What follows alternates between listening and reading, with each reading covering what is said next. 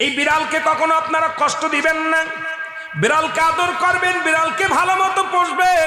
বিড়াল যদি কোনো জাতির জন্য দোয়া করে, কোনো গৃহস্থর জন্য দোয়া করে, ওই সংসারের মধ্যে উন্নতি শুরু হয়ে যায়। ওই সংসারের মধ্যে আর এক নাম্বার হলো, যে ঘরে বিড়াল থাকে সেই ঘরে জিন আসতে পারে না, জিন বাস করতে পারে না। আর একটা ঘোষণা শুনেন, নবীজি বলে গেছেন, যে ঘরের মধ্যে বিড়াল ছানা বাস করে ওই ঘরের মধ্যে জিন জাতি প্রবেশ করতে পারে না। তাহলে ছোট ছোট মাসুম বাচ্চাগুলো যে ঘরের মধ্যে থাকে, মুসলমান অনেক সময় জিনের আশ্রয় পড়ে যায়, অনেক সময় জিনে আসর করে, ওই ঘরের মধ্যে জিনে আসর করে। যে ঘরের মধ্যে বিড়ালকে আদর করে বিড়াল থাকে, ওই ঘরের মধ্যে বিলাই বিড়াল বিড়াল বিলাই বিলাই, এইটা যার ঘরের মধ্যে আছে এই ঘরের মধ্যে দুষ্ট জিনেরা আসতে পারে না। জোরে জোরে চিল্লায় বলা যাবে না মারহাবা। একবার নবী সুলাইমান আলাইহিস সালাম শুনতে পাইলেন পাশের বাড়িতে একটা কুকুরকে কষ্ট